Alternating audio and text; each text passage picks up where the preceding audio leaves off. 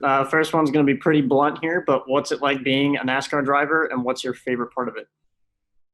Oh man, there's lots of cool things about being a NASCAR driver. It kind of stinks right now with no fans in the stands. That's one of my favorite things, being able to interact with fans at all these different racetracks that we go to. Um, but growing up as a young kid, looking at my dad as a race car driver, it was always a goal of mine to try to be a driver, and it's pretty cool to be able to live my dream every Sunday. And some weekends are better than others, but for the most part, it's a pretty cool job to have. Statistically, this is actually your best year so far. What would you say your ambitions are for the remainder of the year and starting to look towards 2021? Yeah, so the team got some newer cars from Stuart Haas. So they bought 10 cars. Some of them are 2 years old. Some of them or some of them were built last year, or raced last year. And we're still on a little bit different engine program than those guys are, but uh, these are the nicest cars Go Fast has had, and they're the nicest cars I've ever driven. So I think that goes to show, the better cars, the lower CG, the better body builds are definitely going to show up in performance. We're just trying to. I think we've done a pretty good job this year, not making mistakes. So we continue to uh, keep executing each and every week. We're not going to be the fastest thing, but if we can capitalize on some other guys' mistakes, that's what we're going to try to do. And who is your favorite driver to go wheel to wheel with? Who do you trust the most out there?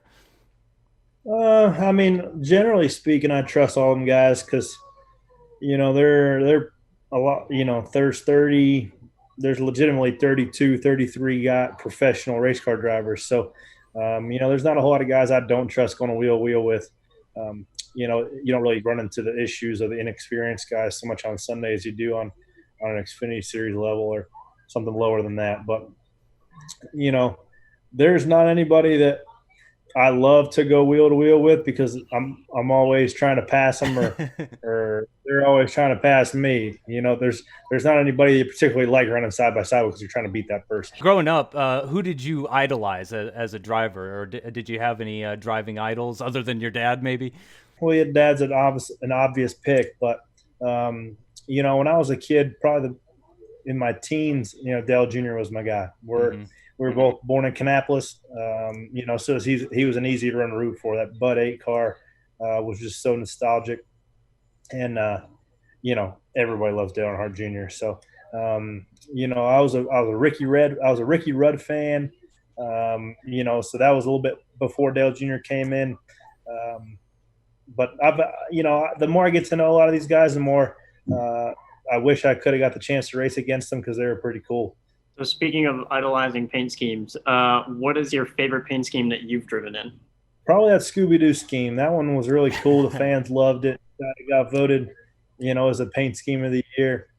The face scheme is an obvious one that uh, people will probably point to, but for me, I'm glad the face scheme is gone. He came back and made a brief appearance in Martinsville with one of those COVID masks. So nobody would be more of a fan of keeping that paint scheme in the archives than I would. Maybe on NASCAR Heat 5. You never know. So, if you could change one thing about NASCAR right now, what would it be? Yeah, that's way above my pay grade. But if you can put all the health aside, if I could just change one thing, it'd be getting fans back at the racetrack. There's a lot of energy that the fans bring to the track that we're missing out on right now. So there's circumstances that doesn't allow the fans to be at the racetrack right now, and I understand all those, but uh, I think everybody could agree we really miss those fans being at the track. And speaking of the circumstances of the 2020 season, actually, they have been unique, of course. There's never been a season like this before. What sort of unique opportunities or challenges has it presented? I think the same challenges present themselves. You don't have the opportunity throughout the weekend to work on your car and get it dialed in practices where we don't have it. So you got to really be intentional with your communication throughout the course of the race to make your car better. Because you don't have very many shots to make it better. You only have 3 or 4 pit stops where you can adjust on it. So That's a little bit of a challenge. Obviously, traveling in itself is a little bit of a challenge with you know trying to remain safe and not bring anything home to the wife and little man. So um, it's certainly uncharted territory for all of us. It's a weird time that we're in, and I'm pretty certain that we're going to be able to get through it together, and hopefully we can get back to status quo here before long. So jump over to the game side. How close are games getting to recreating the feeling of driving a stock car, and what do you think are kind of the differences? Man, it's man, we're as close as you can get something stationary to be like something that's not. My guys on the team, one of my guys brings an Xbox each and every weekend to the racetrack, and we'll have NASCAR Heat tournaments in their room. Uh, and a couple of my guys spanked my butt at NASCAR Heat. It's obviously very controller sensitive. If you have like a bad controller, it's hard to it's like having a bad car. You can't get the feeling and all that. So I've learned all that. I'm not particularly good at it, but because I don't spend a whole lot of time doing it. But I'm interested to see what the video games are going to look like, even in 3, 4, 5 years, just because it advances so exponential. It's going to be really cool to see where technology takes us and to really get the fans integrated on what we deal with as drivers.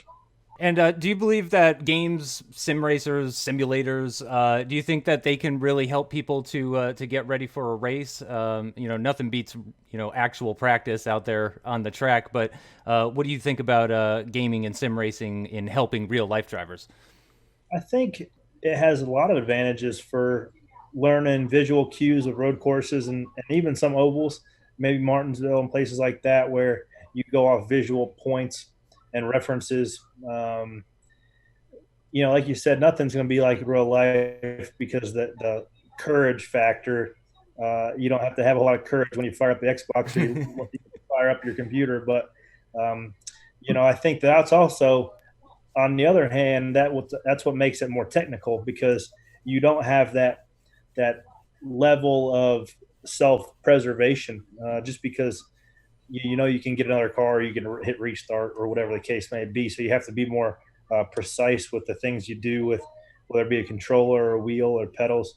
Not saying that it means anything more or less with in real life with the courage factor, but that's what makes it a little more technical online, because you're fighting for those milliseconds of speed, where in real life you have to give a little bit of precaution, obviously to take care of that multi-$100,000 race car, two, three, $400,000 race car. So the level of self-preservation is a little bit more in real life. So knowing your experience with the Heat series so far, what are your impressions of the franchise at this point?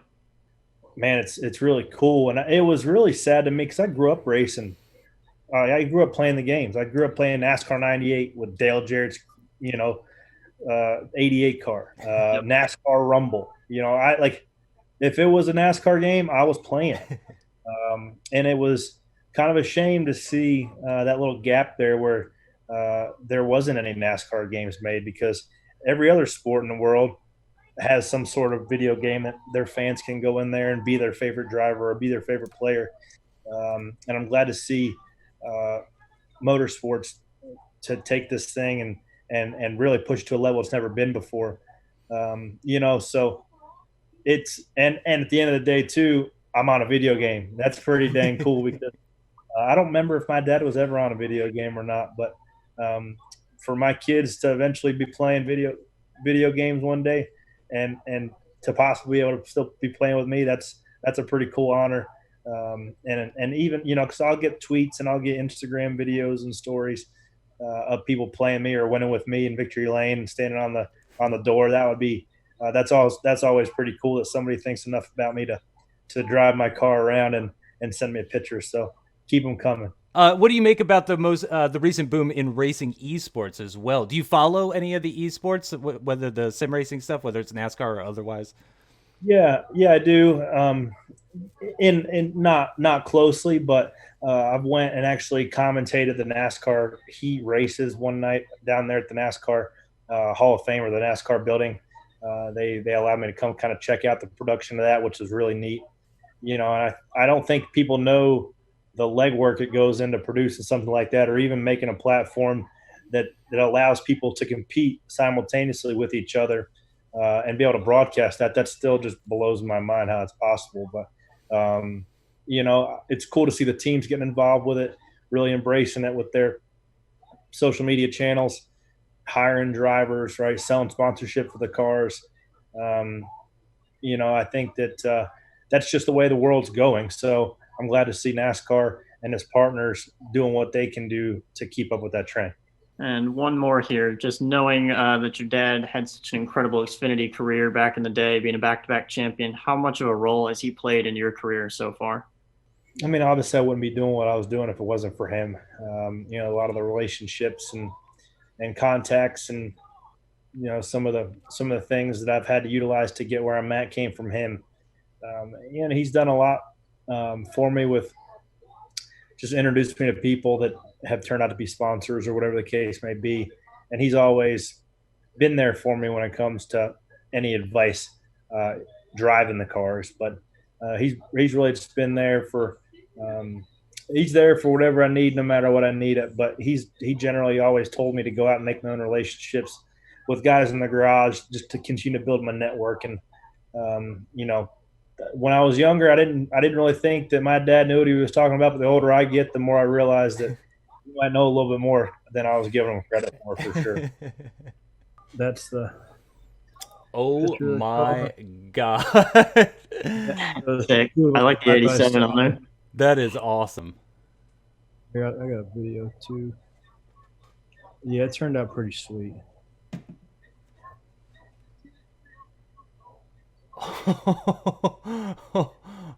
So it was only half a car, so they could fit it in their booth. But right, yeah, that is wild.